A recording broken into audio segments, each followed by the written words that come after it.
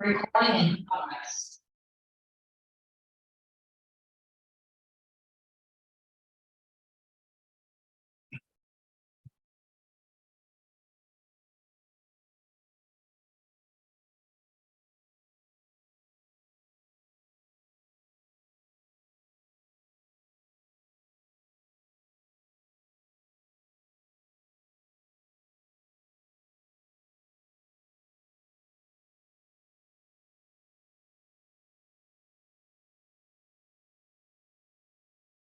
Okay, shall we start? It's more, this is a clinical, more interesting from a clinical point of view, but as postgraduate students, you'll be getting maybe short notes, as you said, in theory paper. Very rarely you have a clinical case. I don't think you'll get ever a case. Maybe the only reason you'll get a case is elderly patient with hernia, where you cannot afford not to do a PR examination. You have to, others you'll be failed straight away. Anyway, prostate, I think most of you all know where it is. Prostate is a gland. It's fibrous in nature, myomatous in nature, glandular in nature. Okay.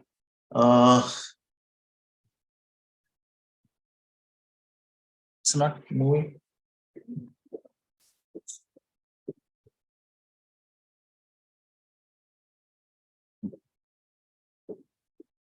As you can see from this diagram, this is the bladder here, and the prostate just sits below the bladder, and the urethra courses through the prostate gland, literally courses through, and any pathology of the prostate can affect the urinary passage. So you all know what is prostate for. I won't have to teach you. What are the secretions the prostate gland do to the, so that you read up. I won't have to tell you. But the only problem is it happens as age advances. The prostate gland enlarges in size and can, because of that, it can impinge on the urethra. As you can see here, it causes narrowing of the passage. Now the gland, it enlarges. See, the outer surface of the gland is the so-called false capsule of the prostate. There is immediately next to it is the true capsule. But as you can see here, where did the cursor go?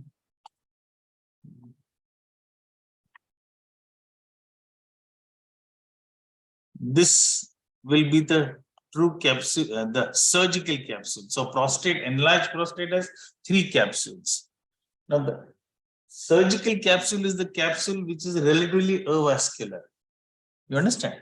So when you have avascular plane means if you have to remove the gland, bleeding is minimum. So most of our technologies, right from the time when open surgery was being done, like you heard of Freya's prostatectomy, Millen's prostatectomy, you would enter this plane. You understand? And then enucleate the gland. Same thing we do now. We do that same with laser, with transurethral, with holmium laser, with thulium laser. So many technologies available to go into that avascular plane. This avascular plane does not exist in a young person. You understand? For example, all 3 of you will not have a avascular plane. It only comes when the adenoma comes. And when does the adenoma come? When do you think the adenoma comes? As age advances. You understand? So, I don't have that graph, but if I were to draw off x-axis, the size of the age, and on the y-axis, the size of the prostate. So let me say,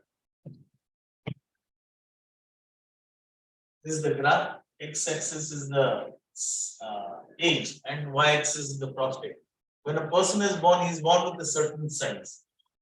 As age advances, the gland starts gently enlarging, depending on the age of the person. Let us say at age 14, there's a rapid increase in size of the prostate, which goes on till the age of 20. After 20, there's no further growth. Till the age about 45. At 45, there are certain again hormonal changes taking place. So at the age of 14, the boy starts maturing from a boy to a man because of adolescent puberty. There are unbelievable adolescent changes, hormonal changes taking place. Change of voice, you start developing pubic hair, the secondary sexual organs increase in size, testes, innumerable changes. But again at 45, there's a rapid increase in size of the prostate. But this increase in size is steady. It's not rapid in the sense overnight it grows. It grows steadily, but as compared to the previous, it goes much faster. So that is why that gland will enlarge, but there may be no symptoms. So you have a situation where gland starts enlarging, and most of the symptoms come by the age of 60. In some of the patients where there is diabetes long-standing, they may get it a little early, but the symptoms are after 60. You get unbelievable situations where gland is enlarged but no symptoms, or gland may have marginally enlarged but severe symptoms. But in general, the gland starts enlarging. So if you see a person has enlarged prostate from the age of 50, but symptoms come 10 years later. The glands. So if you were to do a postmortem on all the people after the age of 50, 50%, 60% will have enlarged prostate at the age of 50. If you see the size of the prostate, but they don't have symptoms. If you do those who are 60, if you do a postmortem, you'll get 70% enlarged, but only some will have symptoms.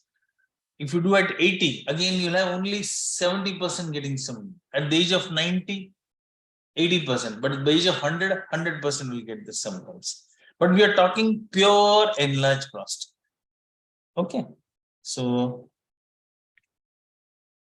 when you're getting a patient, when I was studying MCH or MS or MBBS, my father had symptoms of in third MBBS. Yeah, my father had symptoms of used to get up frequently. So I immediately took him to my boss thinking that he requires surgery. But the surgeon was wise enough. He said, no, it's not troubling you so much, so we won't operate now. Later on, we'll see. But there were no drugs available in those days.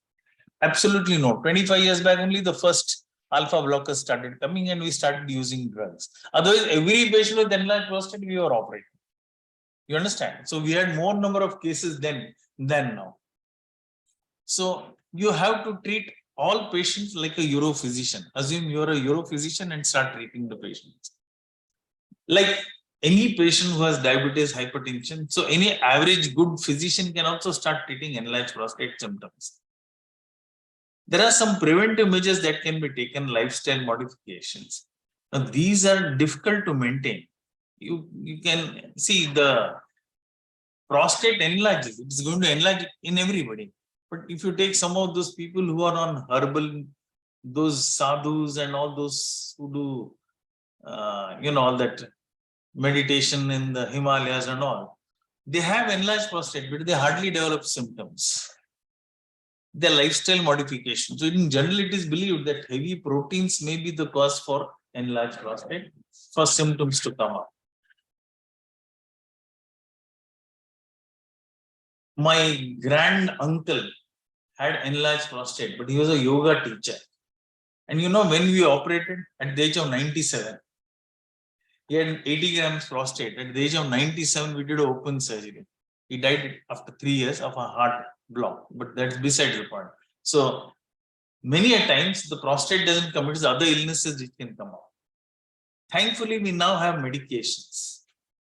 So we have a large number of medications, and then these can be treated by the physician also. So all the alpha blockers are available and drugs to reduce the size of the prostate.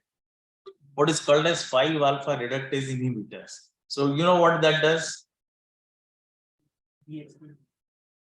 From testosterone to dihydrotestosterone, which is active form, the 5-alpha reductase is there. So you inhibit that enzyme. So it decreases the size of the prostate. It's only the physician has to refer to the urologist when everything fails, all is conservative treatment. But see, the problem with them is they don't know how to treat with proper medications. Why? Because every patient with enlarged prostate, you have to investigate thoroughly, make sure there's no malignancy. Now we call it enlarged prostate, but what is the technical term? BPH, benign prostatic hyperplasia or hypertrophy. BPH that we call. Or once you call it as benign means there is something malignant. So malignant prostate can also be there, which can cause similar symptoms. So it's very important for us to know, is this benign or malignant? That is why urologist comes from day one in terms of treating the patient. But if you treat a patient, start the treatment and send it back to the physician, that physician is going to be happy to send more patients to you. You understand? So if you hold on to the patient, he's not going to send it to you. But if you tell him that you continue this, so what are the investigations you do to make sure that this is benign prostatic enlargement? Anybody? Yes. Your clinical examination will tell you to a large extent whether you are dealing with a malignant or a benign. You could feel a nodule or you could feel a hard prostate, you could feel tethering of the rectal mucosa, so many things. Whereas in a benign, most of the time it's firm. Okay, it will be enlarged.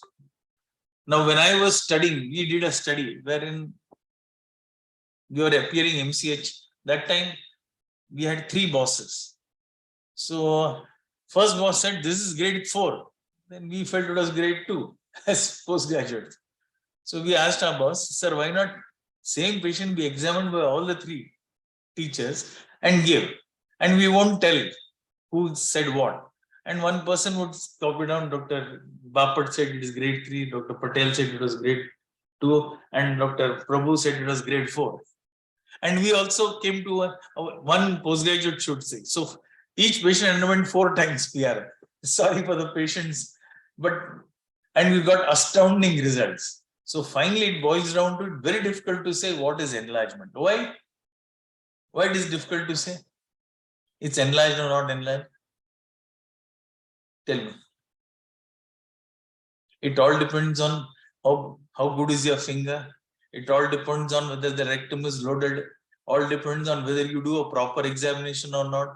So many factors come in the way. That's why a clinical examination of the prostate doesn't reveal the exact size. But in general, a small enlargement. What is the normal size of the prostate?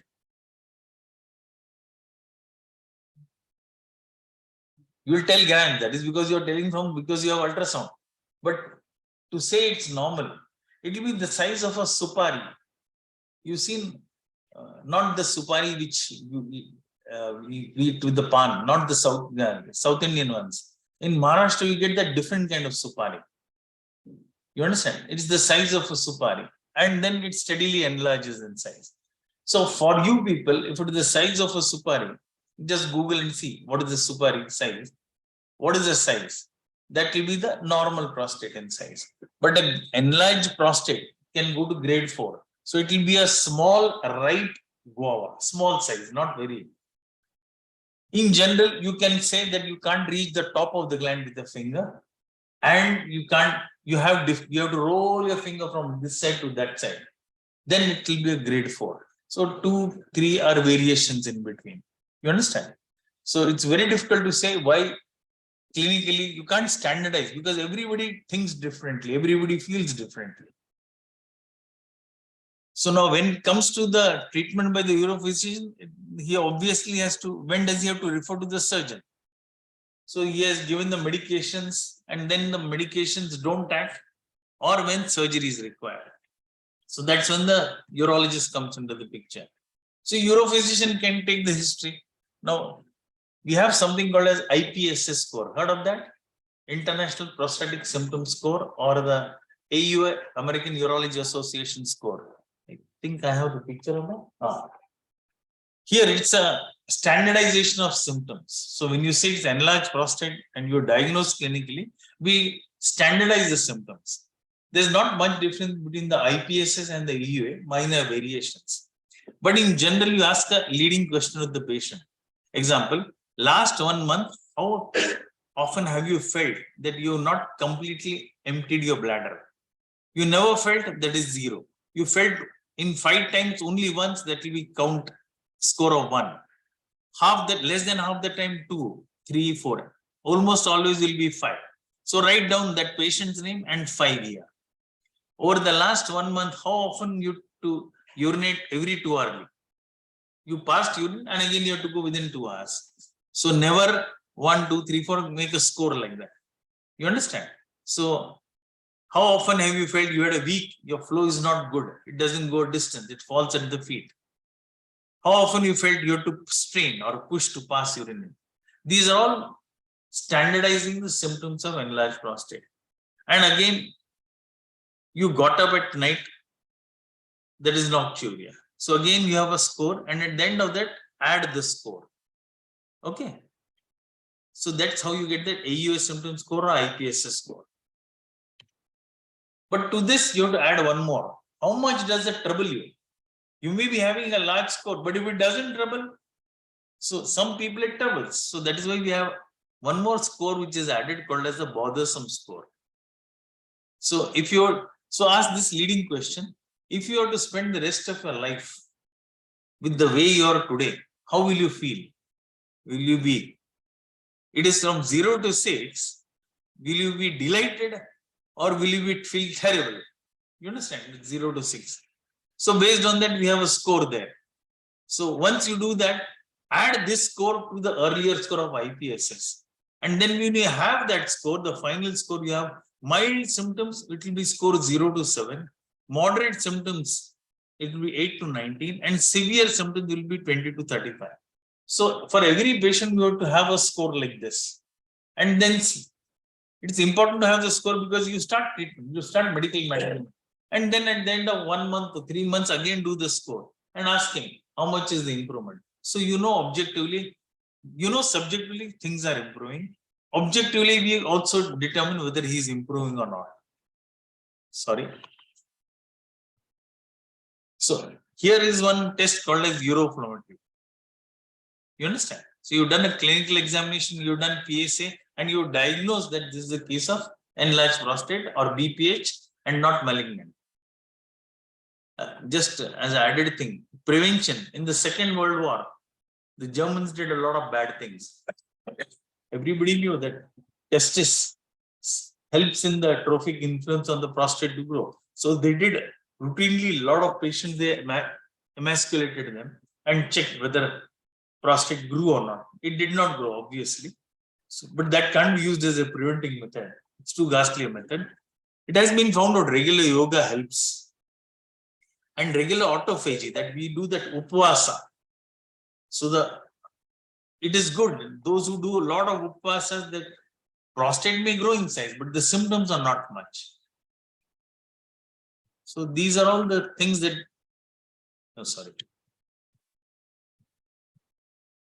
Now, once you have diagnosed the case, mild symptoms, what kind of treatment you'll offer? No, just lifestyle modification. Have an early meal. Don't drink water before going to bed. Don't drink a glass of milk water. And that's all the modification required. But once it comes to medium, moderate degree and severe degrees, you'll require some form of treatment. Majority of patients refuse to get operated straight away. So you'll have to treat them with medications. So whenever we talk of, this is a very nice statement, pharmacology precedes physiology.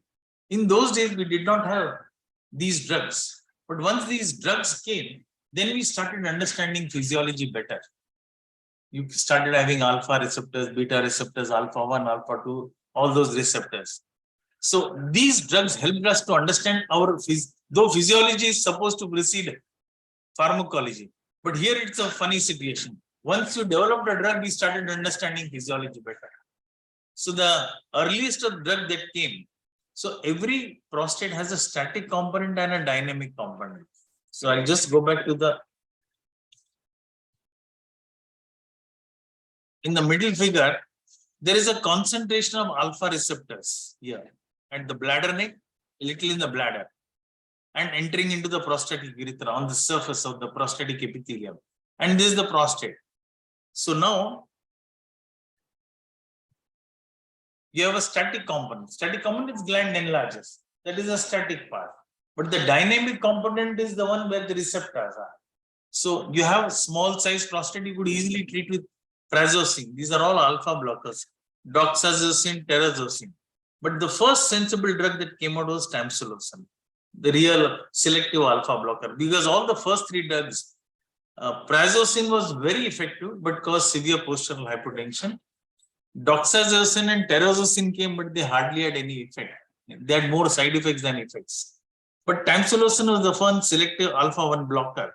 So for the first time, we had a drug which could decrease the symptoms of enlarged prostate. So then next to come was alfuzosin, and of late we have silodosin. These are all minor changes, but all come to the same alpha blockers.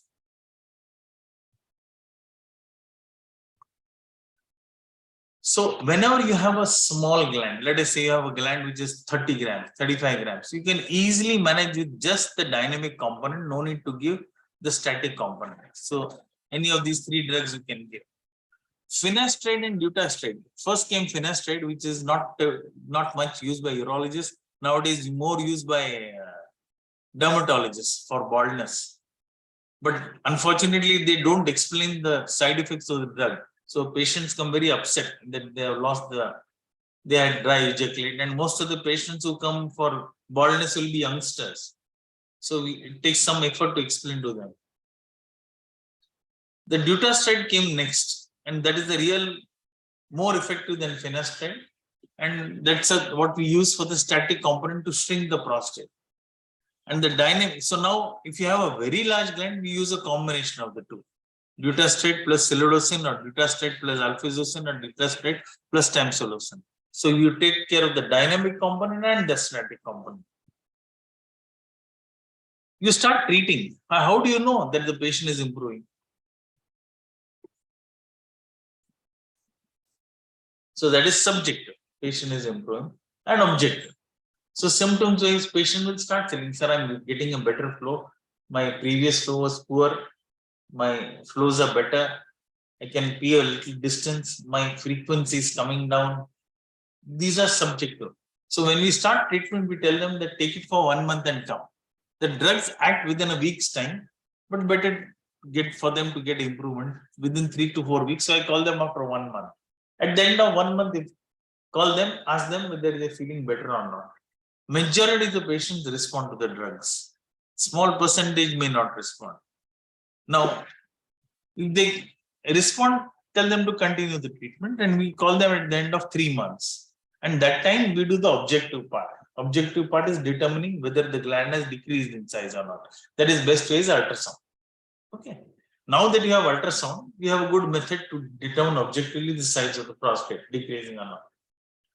The biggest problem with ultrasound is excellent method, but you don't get the proper sizes. You do this ultrasound size today, send it to another person, he'll give a different size. Same machine, different ultrasoundologist in the evening will give a different size. So how to get a standardization of the size? Very difficult. So if you want a proper standardization, do a relative transrectal ultrasound, which is better than anything.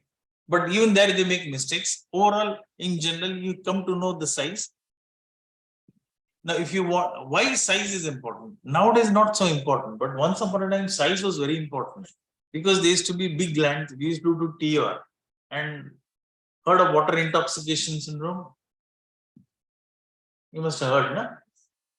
So when you do TR, what are you doing? You are shaving off the prostate. So what does the prostate contain? Sinusoid. So you are running fluid, which goes for irrigation purpose for you to see. So it enters the system. In those days, the only irrigation fluid available was distilled water. Then came glycine. I use 5% dextrose, mannitol and all when there is a problem. Yes. What is the problem? Distilled water got over. You understand? So why do you need that kind of fluid? Correct. So if you have electrolyte solution, what will happen if you apply electricity to electrolyte solution? One will go to cathode, one will go to anode. So there will be no local effect. All the energy is lost in electrolysis. So then you won't have energy acting there. That's why we have non-electrolyte solutions. So in those days, distilled water used to be available. We used to use aquaguard water. Water drinking, that also I've used. There were problems when distilled water got over, then I've used 5% dextrose. So, because you need a non-electrolyte solution. Then glycine came for the first time, 3-liter pack. So we found that much better than using distilled water, because distilled water, however good it is made by your own solution department, sterilization department. You don't know how good the quality is. And then they give it in cans. How to sterilize the cans was a problem.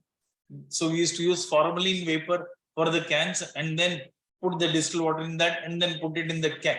A big steel tank used to have. Then I made some variation because you don't know how much goes in. There's nothing seen. When it gets over, then we have to tell the water boy, put again, fill it up. So then I had a colleague, cardiac surgeon, Dr. Javli in Fortis, who's in Fortis. So he was in Jaideva that time. So then he said he can give me acrylic jars, which they use for heart lung when they go on bypass, heart lung machine. So they have that as a filter. So he gave those cans. So I modified that, pulled out the sponge and all and started. So I used to keep 2 cans and start using that. And that can should not be kept more than 60 centimeters height. Higher the height, more the pressure, more the water going into the sinusoids. So more the chances of water intoxication. So we used to restrict ourselves to less than an hour when you do the prostate surgery. Otherwise, they used to go into severe hyponatremia on table. So when these patients develop hyponatremia, what happens? Acute hyponatremia. Chronic hyponatremia, you may not diagnose it. But acute hyponatremia, arrhythmia, restlessness, immediately, breathlessness, fluid overload. And what do you do when fluid overload? Okay. Answer is correct, but will it work? Why? No, it will only act if there is enough sodium. But already there is hyponatremia. So how will it act? So then you have to treat them with hypertonic saline and then give diuretic. So you have to have a center line, all those kind of problems. Thankfully, nowadays we have a bipolar coating now available. So they improved the quality where we can use normal saline. We have that in the OT, we have a store.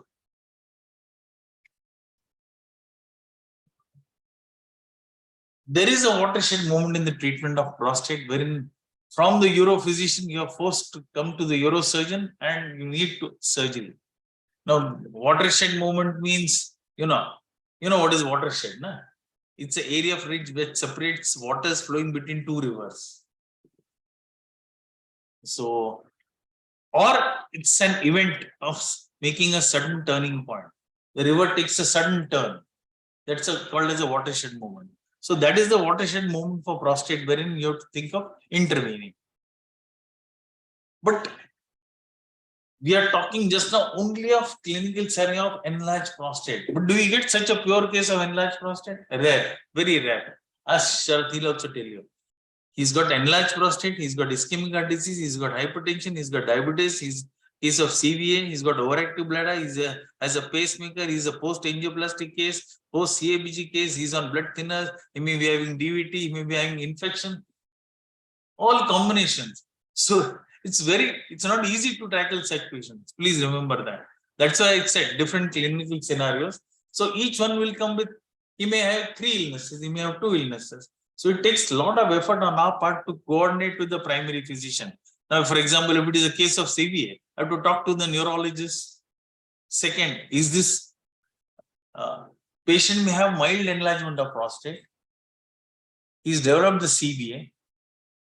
Is it a case of enlarged prostate causing problems, or it could be loop 1 problem? Loop theory in the. So it could be a small infarct there causing him unnecessary frequency. So we have to check all that. Nowadays, we have something called overactive the bladder, which was not seen, but nowadays seen very frequently. A patient with pacemaker, post-angioplasty. So all your treatment will vary based on how to operate on these patients. Now things are a little better. Ischemic heart disease means, okay, find out whether he can withstand the surgery or not. Hypertension, it's easily manageable. Diabetes is also manageable. Diabetes is a problem, big problem for us.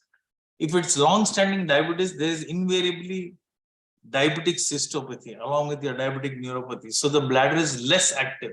So those are the patients where then patient has come to you for frequency and you said he's got enlarged prostate. He's come basically because he has overactive bladder. So after surgery, his overactive bladder remains. So he's going to be upset with you. You operated on me, you've taken the money, but still I've got same symptoms. Then patients with pacemaker. In those days, it was very difficult to treat patients with pacemaker. And I have had the disaster of not losing a patient, but while doing TURP, the heart pacemaker stopped. You understand? So that time onwards, of course, somehow we managed it. That time onwards, I always used to keep a temporary pacemaker also with the patient. So when I got angry at the cardiologist, why didn't you tell? So he said you should keep a magnet ready. If the pacemaker stops, while you do, because in a monopolar current, electricity goes through the body. So there is nowadays the quality of pacemakers is far superior, but in those days it was known to happen. So what we overcame was more than 25-30 cases, which are present in the national conference also. You don't, when you do a prostate, I'll show you. We pass the telescope from urethra and it goes and take long cuts like this. So you come at 1.5 to 2 inches long cuts. So in that, you have to run the cautery machine long. So we devised it saying that take short bursts, take small chips. So it doesn't affect the pacemaker. And so that's what I presented 25 or 26 cases in the national conference of doing pacemaker, patients with pacemaker.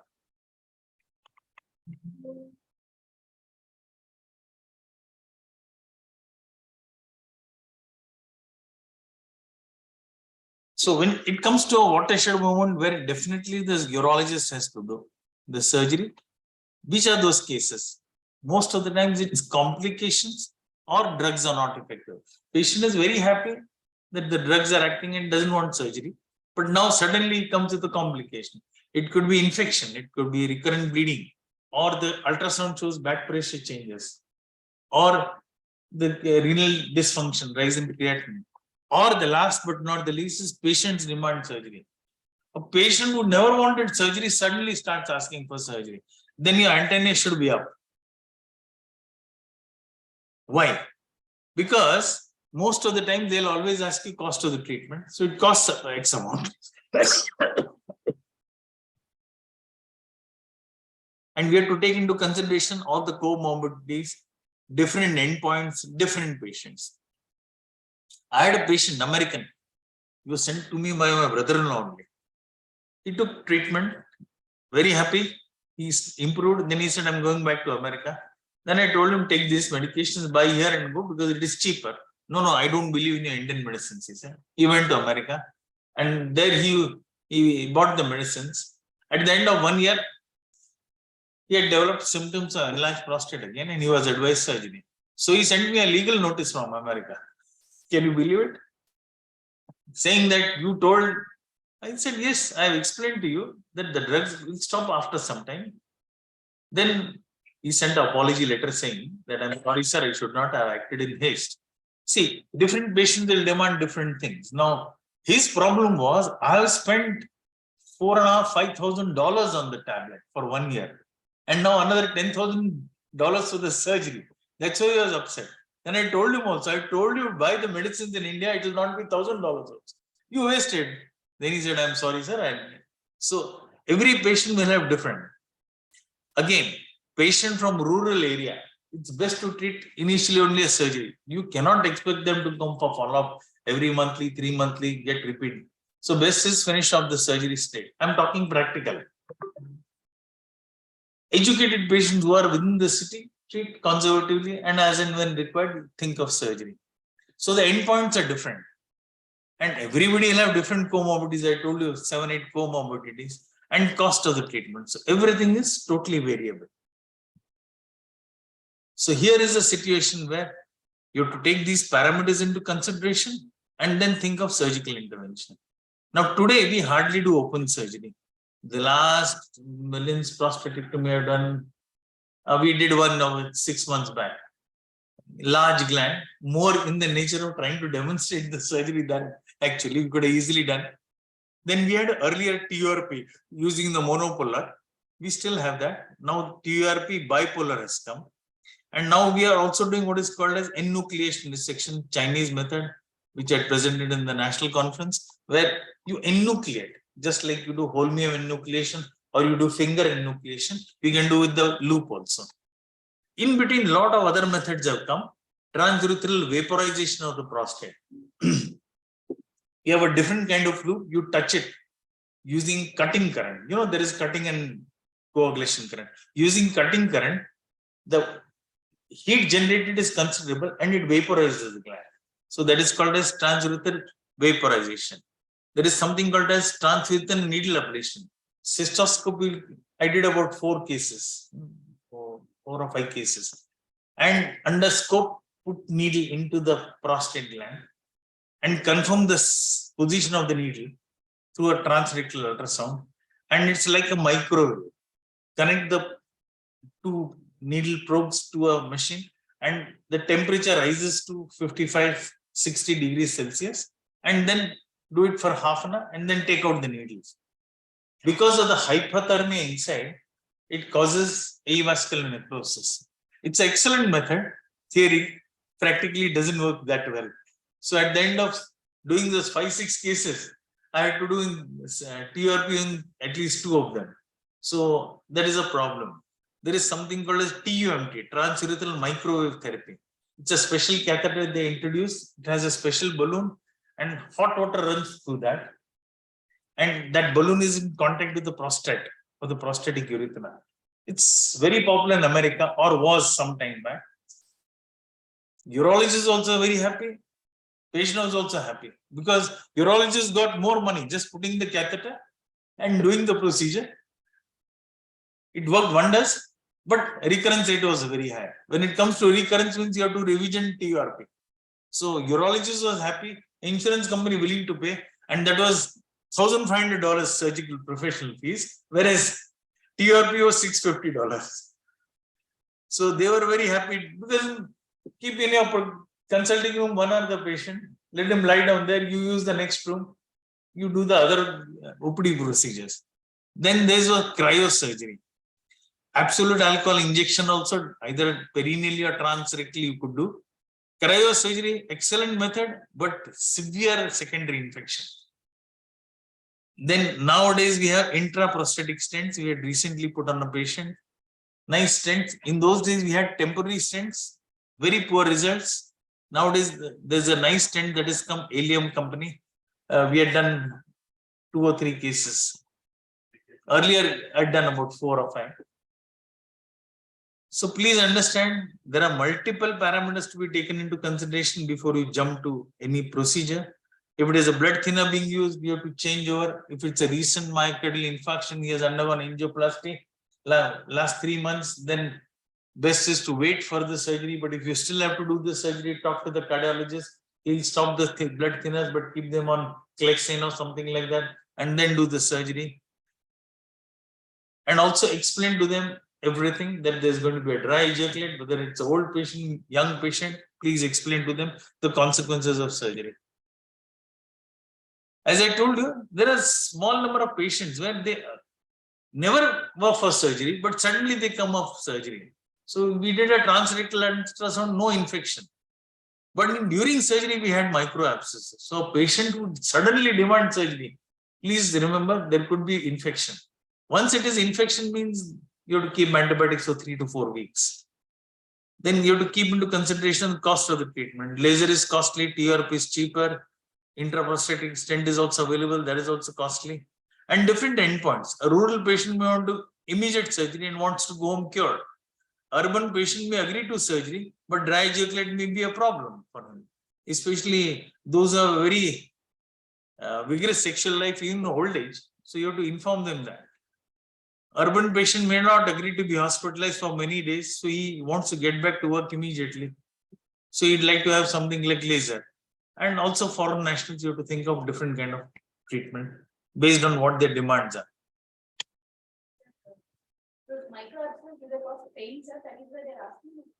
His symptoms are worsened. No pain, nothing. No fever, no chills. You do the TR, then you find out small abscess coming out. So, and worst is you've done the ultrasound and it's not picked up. And you've done a transrectal ultrasound. So,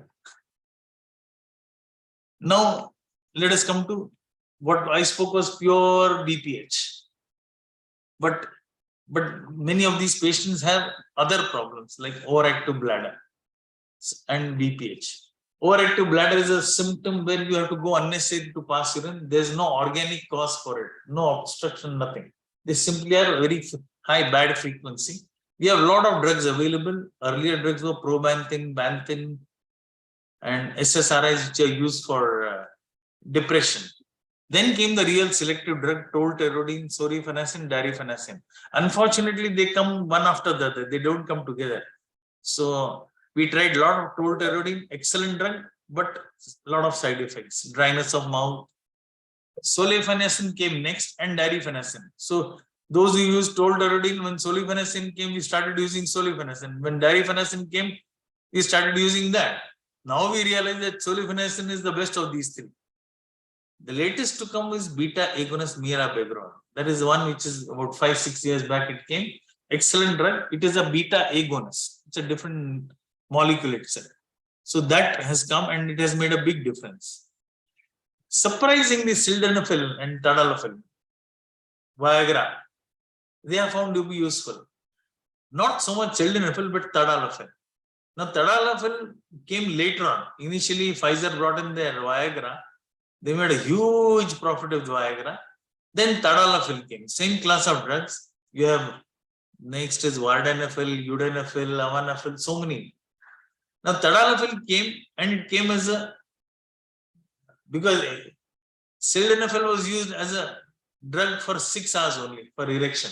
After 6 hours, it doesn't work much. Tadalafil came as a weekend pill. You take it and you can have sex for the whole weekend. They found out studies that there are some of them who didn't have sex. They took the pill, didn't have sex. And high number had sex. And all of them they checked at the end of one day, 1.5 days, and all of them complained of myalgia. So initially they didn't understand. They thought it is because of severe physical activity. Then they asked those patients who had not had. So tadalafil does cause myalgia even if you have not had heavy physical activity. Now they found out all these patients less frequency, nocturia drastically come down. So now use of tadalafil as a drug form. But tadalafil as a drug, single pill for enlarged prostate is to be only used if your uroflowmetry peak flow is more than 12. If it is less than 12, 10, it's not very effective, which means where it's significant obstruction not going to be useful. So why all this tadalafil and all is important is whenever you do give these drugs, it causes retrograde ejaculation because it relaxes the internal sphincter. And that affects their sex life to those who are sexually active. Whereas you can think of giving tadalafil, it won't have caused dry ejaculation. So this is one of the reasons why we have so many drugs and you have to think of combination of all these drugs. And of course, as I told you, for BPH, you have alpha blockers and 5-alpha reductase inhibitors. Surgical interventions, I learned my phrase when I was in surgery. When I joined urology, I started learn my Millen's prostatectomy. Then we learned, then during the middle of the term, TRP came, 1982. My teachers also didn't know, so they were also learning, so they wouldn't give us surgery. It's only when I passed MCH, then I joined Tata, then we were doing there. Then TRP with bipolar came, then TUERP came. Then all these whole lot of cases came. We did a large number of lasers, probably one of the largest. Holmium laser, I did more than 200 cases. Holmium is a laser, excellent cutter, the best cutting laser, but very poor vaporization. So a laser can vaporize the gland or can cut the tissue. So holmium, it is called as holmium enucleation of prostate. I did more than 200 cases. Excellent method. But the problem with holmium is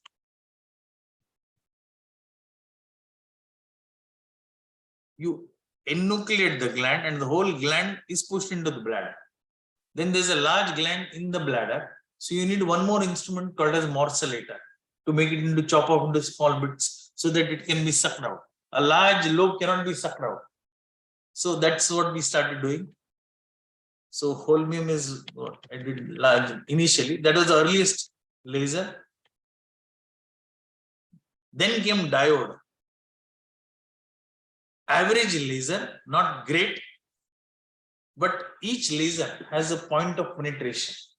It penetrates this much vaporizing zone of vaporization, zone of ischemia. You understand? So in your, if I were to tell you that diode has the highest penetration, is it good or bad? Why? No, but you don't go beyond. It vaporizes 3 millimeters, but zone of ischemia, it will cause a zone of vaporization, and beyond that will be zone of ischemia. So if the zone of ischemia is too much, that will become ischemic. Now the problem with that is, if you don't vaporize it, it's not bleeding. So you will say, no, I've done enough. But you should vaporize that. But if you leave ischemic tissue, what will happen? Maybe. Or no. What happens is it starts getting replaced with ischemic area with fibrosis. So there's a high incidence of bladder neck contracture with diode laser. You understand? Then the Rolls Royce is KTP green light. We had the green light here earlier. We did more than 400 cases. Excellent, beautiful. Just vaporizes just like butter. They initially came with a 80 watt machine. Then came the 120 watt machine. Now what they have is a 180 watt machine. The only problem is it's a Rolls Royce of a machine. Costly capital cost and costly fiber also. So may not be that suitable to each and every patient. Now we are doing a lot of work with thulium. Thulium has two kinds of, it's the same laser. So what they have done is thulium, it's a continuous wave and pulse wave. The pulse, they have modified that. So the pulse wave, we use it for stones. It acts as a good cutter. And for vaporization, we use the continuous wave. So with the pulse wave, you can do enucleation. With continuous wave also, you can do enucleation. We've done enucleation in a large number of cases. Sharath has also picked it up very well. Now, why this is a story. This is for actually some physician's talk I had given. In 1970s, early 70s, when TRP first came, one of the American senators had a campaign speech in one of the smaller towns, which did not have an airstrip. So his campaign managers contacted the local urologist that our senator has a speech in the morning. He'll come by the morning train. After the speech, you do the TRP, he can go back by the evening train. So the urologist got angry. He said, I can do TRP between two legs, but not between two trains. He shouted at them and sent them. But now it is possible with laser. Excellent method. So I just put this. The patient can come by Kachugada Express. He would have got all his tests done earlier. He comes at Kachugada Express in the morning at 6:15. He comes straight to the hospital. We do the surgery and can go back in the evening. Now we have the laser. You can do vaporization. Now we did quite a number of cases with the anesthesia department. We did selective blocks. So we did pudendal block. So for small glands, that is 30-35 grams, you do a pudendal block. Do the laser. They cannot tolerate. So you have to do frequent emptying while operating. So evacuate more frequently. And at the end of procedure, fill the half the bladder and ask him to pass urine. He passes on table, no catheter. So such a patient you can send home back to by Kachigouda Express. Those which are 35 to 60 grams, you can do under low spine and possibly send them home that day night. Remove the Foley's catheter by 6 o'clock or 7 o'clock If he passes away, he can go home. Anything larger will require a day stay or a 2-day stay. So this is what we do with the laser. So that's why I said between 2 legs and not in between 2 trains. But today it is possible to do between 2 trains. So the advantages of laser is you can do with the pudendal block. There's no need of a catheter in smaller glands. Low spinal for a medium-sized glands. And epidural if it is longer. The biggest advantage has been no blood transfusions. In those days, when we were learning, my teachers were learning, heavy bleeding, three bottles of blood we used to. We have lost patients with enlarged prostate. Nowadays, hardly any. There's no blood loss. In fact, I don't think they have given a blood to any patient in the last 7-8 years. So, big saving. And then less urethral irritation. Laser is the energy causes minimum irritation to the mucosa. So, if you were to use TUR, it causes heat generation and it causes thermal burns inside. So when the water falls, when the urine falls on these thermal burns, they have urgency. So a patient with TURP, he'll have some amount of urgency for a week or so. With laser, it is minimum. Other thing is less irritation because we are using a smaller catheter. We use 18 size catheter, sometimes a 20 size catheter. The sheath also is small and the less thermal burns. And we have not had a single mortality. So that's a big advantage. We have now intraprostatic stents. We have put that number of patients. Short-term stents are available, same material as your, but they cause a lot of problems.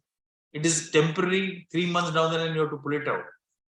Whereas long-term stents are now available. We had recently put one, but I've done about 7 or 8 cases. It's a beautiful stent. It's a stent. It's loaded on a gun. And through that you pass a telescope. It is stretched and kept inside that cartridge. So you go at that correct spot, reach the bladder neck and shoot it. And as you're shooting it, slowly withdraw that. So the stent gets deployed and it remains there and self-expands. It's a nitinol material, nitinol metallic stent. But the problem with all stents is tissue will grow in between the mesh. So here what that Israeli company has done is they put a polymer film on the outer side of the mesh and a polymer film on the inside of the mesh also. So the tissue can't grow. So it remains permanently. You can use it for strictures. Recently we did for a ureteric stricture also. So excellent. So there is a Euro lift which is there now. I don't know if you can see that. This looks like a stapler. You go with that gun and shoot it. It goes and staples it. So you can see the passage is opened up.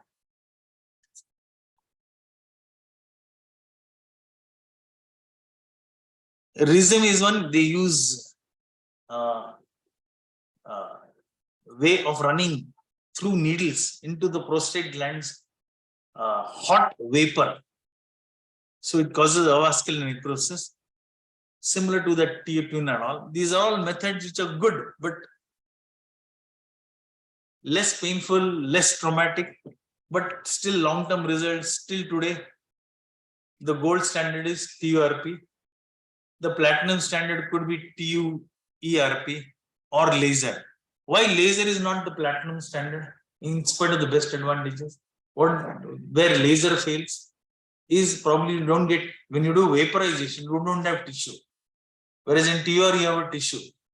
So if you don't have tissue, if there's a focus of malignancy, you might miss it. That is why still the gold standard is considered to be TURP. Platinum standard they are saying is bipolar TURP. So all these are questions which anybody is bound to ask. Is this a one-stop treatment or is it a redo surgery? What is the answer to that?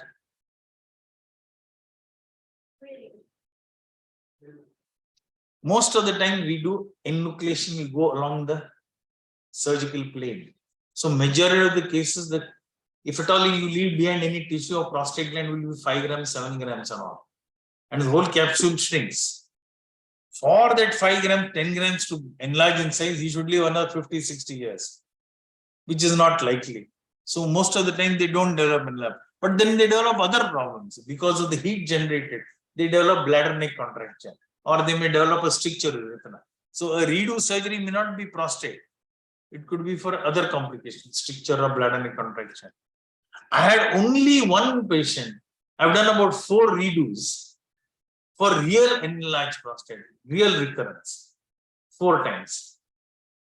One patient had to do 3 times. First time I removed was 96 grams, and within 4 years he came again. I removed 110 grams, and that time only TURP was there. Then his son-in-law was one of the top cardiologists from states. He came down. So he said, "You've done a good job." But within 4 years, again, second time, 110 grams. He said, "I can't explain why." Neither could I explain. And third time, I had to undergo surgery. So one of those rare cases where something may be wrong with the hormonal system only. Is there a danger of potency and continence? That is always there. Continence is bad technique, basically. So you have to restrict yourself to the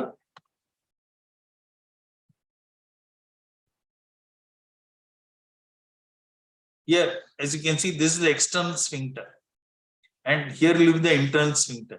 So you have to restrict yourself to this area alone. And this is the verum montanum. Verum montanum, here it is shown midline, but it's somewhere distally. So beyond the verum montanum, you should not resect the tissue. Otherwise, you'll resect the external sphincter. If you damage the external sphincter, then it's gone. Then he's incontinent. If you don't, to some extent, if you partly have done mischief, okay, they may regain after some time. But there are some patients you can render them totally incontinent. If that happens, then you have to think of any anti-incontinence surgery.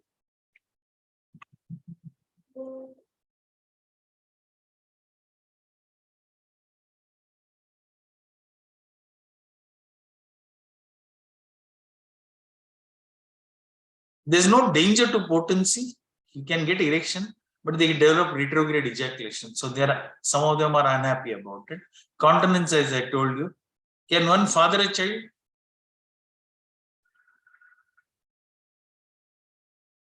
As I said, they'll be dry ejaculate. Can you still get children? How? Post ejaculate, ask him to pass urine. Collect that, wash it, and then inject artificially into the. Can medical treatment be stopped after surgery? Yes, obviously, you've done the surgery, you've done a proper surgery, no need of further treatment. If you have any questions, I'm open to it. And if you have not understood something, you want something more on prostate, ask me.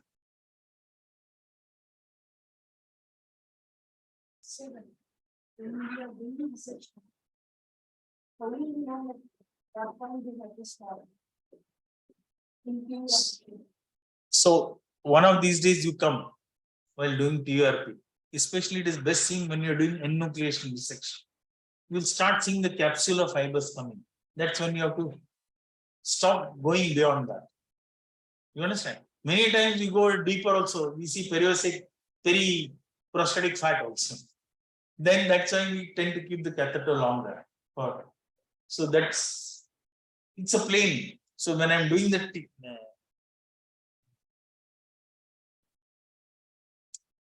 if I see, this is a rhizome, but if I want to clean this plane, you get this plane. So you enter this plane with the cautery. You understand? So you are in the right plane. What a little bleed has come, you coagulate, and the whole lobe. Either you take small chips, you start seeing these fibers. So those are the capsular fibers coming into the lobe. Okay. Then we used to see a lot of water intoxication. Thankfully, all that is not there. You had a number of instances here where you had to put central line for a simple thing like, because large gland you go on doing for long. So water intoxication was very common in those days. Nowadays we are hardly see.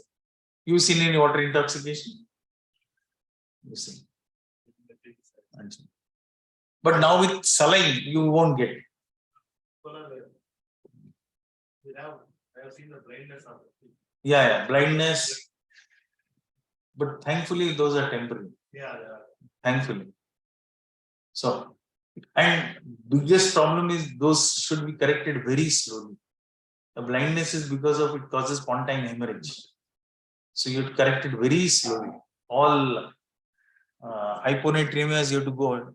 Maximum you can use 10 milliequivalents of per hour of hypertonic saline.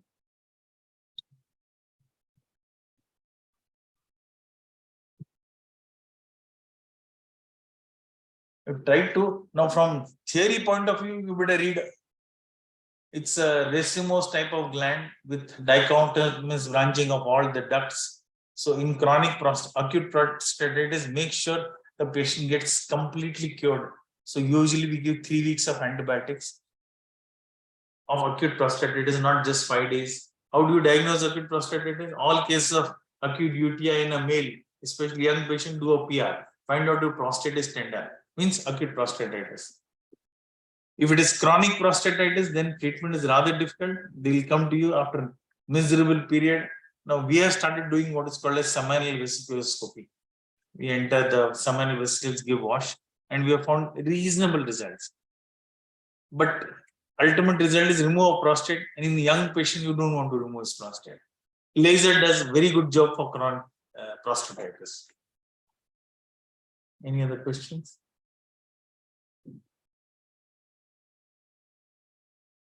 Here you will get a short note.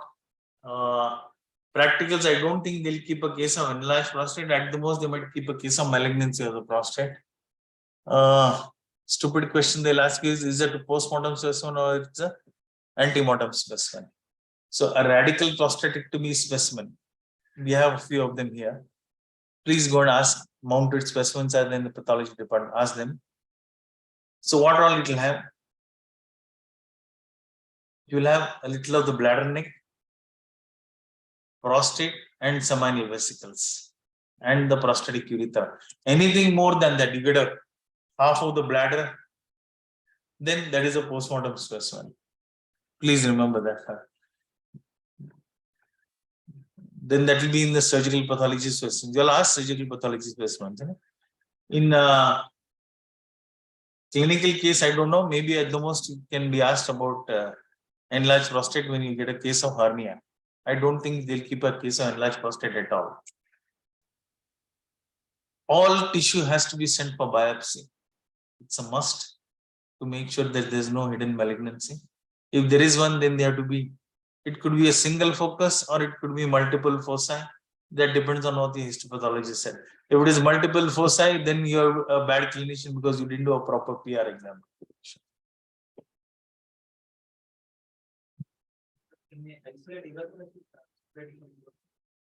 No, you can't. After the prostatectomy, they will ask For radical prostatectomy. Yes, we join.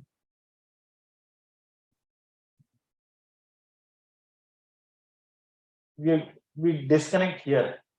So many times, some fibers of the external oblique, external sphincter also go. So that is why they have incontinence for some time. So we join this urethra to the bladder, to this portion. Now many times we remove excess of the bladder neck. So you have to decrease the size of that to match this urethra here. Now this is best done in laparoscopy. Open surgery excellent, but open surgery anastomosis is not so very good. Whereas with laparoscopy or robotic, wonderful. You can see everything that you do. Nowadays, for enlarged prostate, large gland, they are doing robotic also. Transvesical robotic, Freya's prostatectomy. From the bladder, they enter here and they enter this, enucleate the whole gland, and then put a catheter as and when you have bleeders. So robotic also they do. Any other question? If you have anything, let me know. Sharath, you know anything that they will require?